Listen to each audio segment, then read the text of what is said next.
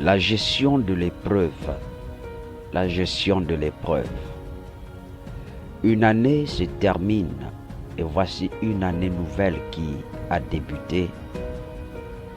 Il est important pour nous de comprendre que le raisonnement que nous avons de l'année, de la fin ou du début de l'année émane plutôt de notre propre mentalité. Sinon, quelqu'un irait jusqu'à demander « Mais quel est le signe que l'année est terminée chez moi ?» Et pourtant les jours sont les mêmes. Le ciel a-t-il sorti une couleur différente pour essayer de marquer une séparation entre les époques? Mais voyez-vous, la Bible dit qu'il créa.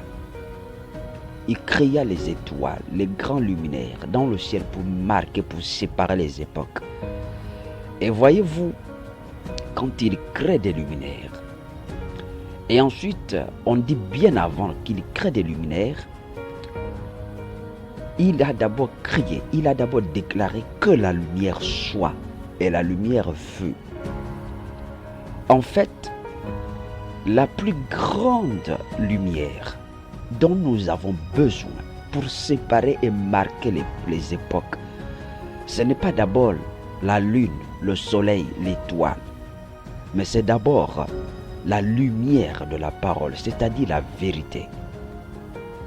Ça veut dire quoi? Ça veut dire que, en fait, le soleil peut se lever et se coucher pour séparer un jour. Mais s'il n'y a pas la présence elle-même de la véritable lumière, qui est la parole de Dieu, qui est la vérité, qui illumine ton esprit, il n'y a pas de séparation d'époque. C'est-à-dire que quel que soit le commencement, le lever et le coucher, parce que nous avons matérialisé, nous avons contextualisé, le lever et le coucher du soleil comme étant le lever d'une nouvelle année et le coucher d'une ancienne année. C'est pour dire ceci, ne focalise pas le commencement, la fin ou le commencement d'une nouvelle année sur la base du lever et du coucher du soleil. Non. Mais focalise la fin et le commencement d'une nouvelle année par rapport à ta progression liée à ton application de la parole de Dieu. J'arrive. La dernière fois, déjà pour situer certaines personnes qui n'ont pas eu accès à l'audio précédent, je disais déjà tantôt que je rappelle que vous êtes avec Ulrich Venga, votre humble serviteur dans ce programme Encouragement du jour. Je rappelle donc de ce fait que je disais que le 31 dernier, cette période de 31, il y a eu plusieurs nuits. Certains ont parlé de traversée, certains ont parlé de la traversée, la nuit de la traversée. Et je disais que, en fait, la traversée pour nous, vous voyez, ça devient comme quelque chose de programme commun. C'est comme si on attendait tous décembre pour traverser. Mais je voudrais dire à quelqu'un que sors de cette mentalité. Sors de cette mentalité qui consiste à attendre décembre pour changer de comportement. Sors de cette mentalité qui consiste à attendre décembre pour demander pardon aux autres. Voyez-vous, c'est lamentable de voir quelqu'un qui est à la tête de l'entreprise, par exemple, quelqu'un qui est à la tête d'un mouvement ecclésiastique, quelqu'un qui est à la tête d'une famille, qui passe toute une année à commettre des erreurs, quelqu'un qui est à la tête d'une famille, qui passe toute une année à faire du mal à ses enfants. Tu prends de l'argent, tu fouilles, tu prends de l'argent, tu fouilles. Tu ne reviens même pas vers ta famille, même pas vers tes enfants. Tu n'étais pas soucié que j'ai des enfants à la maison. Tu prends, tu vas, tu livres dans le vin. Tu prends ton argent, tu vas, tu fouilles. Même à ta propre femme, tu fais la dure labeur. Et c'est en décembre que tu réunis tout le monde pour dire « Je vous demande pardon ». Mon frère, tu dois te remettre en cause. J'ai dit tu dois te remettre en cause. Car si tu mourais avant, cela sous-entend que tu n'aurais donc pas pu demander pardon. Comment quelqu'un peut gérer tout un mouvement, toute une entreprise avec tant de manquements? Tu es conscient que tu frustres les gens. Tu es conscient que tu fais mal, que tu as fait mal à tes membres, que tu as fait ceci à ta famille, tu as fait ceci à ta femme. Au lieu de demander pardon depuis, c'est en décembre que tu attends pour demander pardon, sous prétexte qu'il y a une nouvelle année. Mais une nouvelle année qui commence ne signifie pas que voici une nouvelle personne qui vient de naître. La personne ne reste la même. Le changement de mentalité passe d'abord par la prise de conscience de tes erreurs. Commence par prendre conscience des erreurs et tu changeras d'année. Nous n'avons pas besoin d'attendre la fin d'une année pour changer de mentalité, pour demander pardon à qui que ce soit. Arrêtons avec ce langage où l'on retrouve tout le monde. Quelle distinction même pour le chrétien qui attend toujours la fin pour se repentir. Mon frère, tu n'as pas besoin d'attendre décembre pour demander pardon à ta femme. Et voyez-vous, la Bible dit demander pardon sans changer. C'est quelque chose en fait qui ne sert à rien. Car la repentance, ce n'est pas demander pardon. C'est de demander pardon et d'abandonner. Vois-tu, actuellement tu as certainement demandé pardon à tes membres. Mais quel service te rends-tu? Il y en a certains qui attendent toujours parfois la fin de leur mandat pour demander pardon aux personnes pour lesquelles elles ont été des leaders. Mais vois-tu, attendre la fin des mandats pour demander pardon à quelqu'un pour ce que tu as fait ne te rend pas service. Car si tu apprenais à demander pardon pendant ton mandat, tu vois, cela te travaillerait. Tu auras gagné même en comportement, tu auras gagné en humilité, tu auras gagné. C'est donc pour dire à quelqu'un, ça ne sert à rien de parler de traverser. De traverser si tu n'arrives pas à valider ces petits modules. Les modules de la vie. Le premier module qui consiste à demander pardon, à pardonner. Pardonner à ta femme, pardonner à ton enfant, pardonner à ta famille, pardonner à ton frère. Pardonner. L'autre fois, je disais à quelqu'un qu'il est écrit, pardonne-nous comme nous aussi nous pardonnons à ceux qui nous ont offensés. Mais il n'est pas écrit, pardonne-nous comme nous aussi nous pardonnons à ceux qui nous ont offensés après de nous avoir demandé pardon. Souvent nous pensons que Dieu agit comme nous. Les versets de la Bible ne vont pas changer parce que c'est toi qui veux les appliquer ainsi. La Bible dit pardonne à celui qui t'offense. Pas dès qu'il a fini de te demander pardon, mais pardonne simplement. Et tu parles de traverser alors que tu as même du mal à pardonner à quelqu'un. Voilà une chose. Je disais, Jésus a dit allons-y de l'autre bord. Il a dit aux disciples, allons-y de l'autre bord. Mais comment partir de l'autre bord si tu as toujours les manquements du premier bord? Comment pourrais-tu arriver à gérer l'épreuve si tu as du mal à gérer, à d'abord commencer à appliquer les enseignements que tu as reçus de Jésus? Voici, les gens sont en train de courir après une nouvelle bénédiction, de nouvelles déclarations, un nouveau pouvoir. Je voudrais dire à quelqu'un qu'un nouveau pouvoir, un pouvoir grand, un grand pouvoir impose d'énormes responsabilités. Il n'est pas tout de demander à Dieu quelque chose de grand. Mais sache que à ce que tu demandes à Dieu, tu t'imposes à toi-même d'autres responsabilités dans la gestion. Que quelqu'un m'écoute ce matin et retienne cela. Pourquoi parler de traverser si tu as du mal à valider le premier module? Je dis à quelqu'un que on ne valide pas au bac parce qu'on a eu des leçons. Mais l'on valide au bac parce que l'on a eu à appliquer des leçons. Et à cela, je vais ajouter ceci.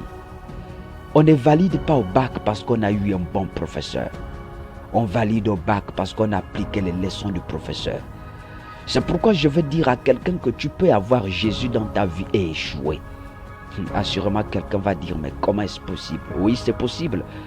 Tu peux avoir le meilleur professeur et échouer à l'examen. Retiens cela.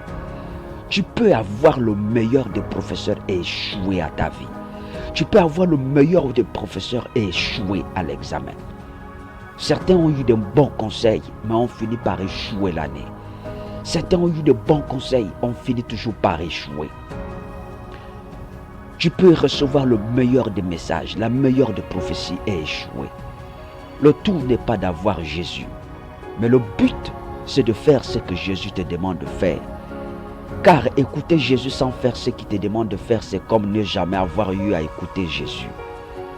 Vous voyez, ceux qui souffrent, ceux qui toujours pataugent dans le péché, dans ceux qui sont esclaves de franc-maçonnerie, ceux qui sont esclaves de physique nocturne, etc., etc., ce n'est pas forcément ceux qui n'ont pas eu Jésus à écouter Jésus. Ils ont écouté Jésus, mais ils n'ont pas fait ce que Jésus leur a demandé de faire. Je vais donc te dire cette année que, écoute-moi, pour bien gérer l'épreuve, commence par écouter le professeur. Et apprends à bien écouter le professeur. C'est une année nouvelle. Ce n'est pas le souhait de meilleurs vœux que quelqu'un t'a fait qui modifiera ta vie. Non. C'est ce que tu en as fait de ces souhaits. Mais le meilleur souhait pour moi, c'est de te dire ce matin, fais ce que Jésus te demande de faire. Et le souhait, et la vie, et l'épreuve fera ce qu'il a à faire pour faire de toi une preuve que Jésus est vivant. Je vais te le redire. Fais ce que Jésus te dit de faire. Et l'épreuve qui arrive l'année prochaine, cette année d'ailleurs, fera de toi une preuve pour montrer aux gens que Jésus est vivant dans ta vie.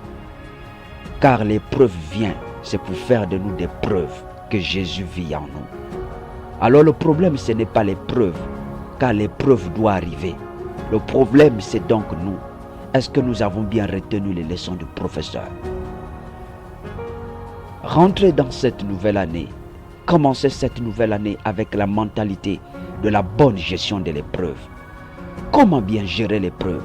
Vous allez vous rendre compte que face à l'épreuve, il y a là des personnes qui parfois tremblent avant l'épreuve. C'est-à-dire, ton attitude devant l'épreuve dépend de ta préparation durant toute l'année. Ton attitude devant l'épreuve, l'attitude d'un élève devant l'épreuve dépend de sa préparation. Je le disais tantôt, que le Seigneur ne nous laissera pas tenter au-delà de notre force. Ça veut dire qu'il nous prépare déjà avant l'épreuve. Ce qui t'arrivera cette année, je vais te le dire, ne sera pas au-dessus de tes compétences. Ce qui t'arrivera cette année sera bien évidemment inférieur à ta capacité à surmonter cette épreuve. Pourquoi? Parce que Dieu te donne toujours des leçons avant. Comment surpasser l'épreuve? Mets donc en application tes leçons. Mets en application tes preuves. Je vais te dire à nouveau que tu es le meilleur des professeurs. Jésus est le meilleur des professeurs. Mais comme je le disais, on peut avoir le plus bon professeur et échouer devant la vie. Applique ce que Jésus te demande d'appliquer et tu iras très loin. Bien gérer l'épreuve. Bien gérer l'épreuve. Gère bien l'épreuve. C'est commencer d'abord à apprendre et appliquer ce que Jésus te demande d'appliquer. Souviens-toi encore une dernière fois que l'on peut avoir le meilleur professeur et échouer. Ce ne sont pas tous qui ont Jésus qui réussissent. Non, détrompez-vous. Ce ne sont pas tous qui ont Jésus qui réussissent. Mais c'est ceux qui appliquent à la lettre ce que Jésus leur demande de faire et qui finissent par réussir. Vous comprenez? La plus grande réussite qu'a un fils du royaume, ce n'est pas de se glorifier du matériel. La plus grande réussite qu'a un fils du royaume au terme d'une année, c'est de dire merci. Parce que j'ai pu faire ce que Jésus m'a demandé de faire. Jésus m'a dit fais, j'ai fait. La plus grande des réussites d'un fils du royaume, c'est d'avoir veillé à l'application des commandements de Dieu.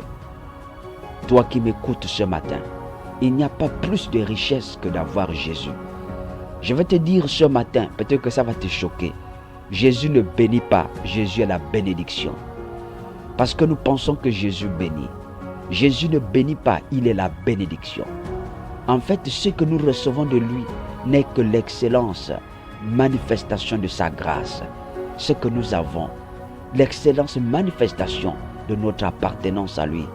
Car tout est dans la maison. Alors enfin, je vais donc dire à quelqu'un, pour bien gérer l'épreuve, Applique le 1 Corinthiens 13, le verset 7. L'amour supporte tout. La Bible ne dit pas que c'est toi qui dois supporter avec l'amour. Non, tu es exclu complètement. Quand l'épreuve arrive et que tu n'arrives pas à gérer, fais la passation de service. Fais la passation de service. Permets à l'amour de supporter cela à ta place. La Bible dit l'amour supporte tout. Il y en a qui ont vécu, qui ont eu des épreuves, qui ont eu des choses dans leur famille, dans leur foyer. Il y en a qui supportent même toute une famille et qui n'arrivent pas à s'en sortir. Mais je voudrais te dire, l'amour supporte tout. Écoute-moi ce matin, l'amour supporte tout. Entame cette nouvelle année avec cette pensée, l'amour supporte tout. Il y en a qui à un moment donné ne pouvaient plus supporter leur mari. Mais écoute, l'amour supporte tout. Comment faire pour amener l'amour à supporter tout? Il faut simplement dire à Dieu, remplis-moi de ta plénitude. Remplis-moi de la plénitude de l'esprit. Car si tu es rempli de la plénitude de l'esprit, tu seras aussi rempli par la plénitude de l'amour. C'est quand l'amour sera en toi que tu pourras supporter le fardeau de l'épreuve. Crois-moi aujourd'hui que tu as de bonnes raisons de faire une passation de service aujourd'hui. Je t'écris, je te parle ce matin, autant pour moi, c'est afin de te demander de faire une passation de service. Oui, fais aujourd'hui une passation de service. Dis l'amour, c'est-à-dire Jésus. L'amour supporte tout. En d'autres termes, Jésus supporte tout. Quand tu n'arrives plus à supporter l'épreuve, sache que c'est parce que c'est toi-même qui veux la supporter. Mais fais la passation de service. Permets à Jésus de supporter tout. Permets à Jésus de te remplir, de te remplir. Dis Seigneur, remplis-moi de toi. Oh, remplis-moi de toi, remplis-moi de toi. Et quand Jésus sera pleinement en toi, alors l'amour prendra le contrôle de ta vie et tu verras que tu n'auras plus à supporter l'épreuve. Mais Jésus va supporter l'épreuve à ta place. Voilà comment gestionner l'épreuve. 1. Appliquer ce que Jésus te demande de faire. Deuxièmement, comprendre que c'est l'amour qui supporte tout et pas toi. C'est dit l'amour supporte tout. Ce n'est même pas dit tes finances supporteront tout. Mon frère, tu peux avoir des finances comme tu veux, mais tu ne pourras jamais supporter l'épreuve. Mon frère, tu peux avoir des finances, tu peux avoir la plus belle femme, tu peux avoir la plus belle voiture, tu peux avoir tout ce que tu veux. Mais c'est bien dit, l'amour supporte tout. C'est Jésus qui supporte tout. Ce n'est pas l'argent qui peut supporter tout. C'est Jésus qui supporte tout. Ce ne sont pas les finances qui supportent tout.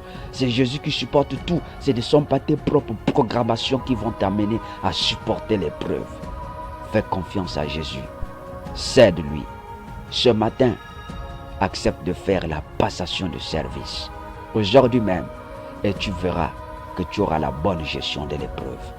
Que Dieu vous bénisse une fois de plus. Excellente année 2022. Shalom, shalom.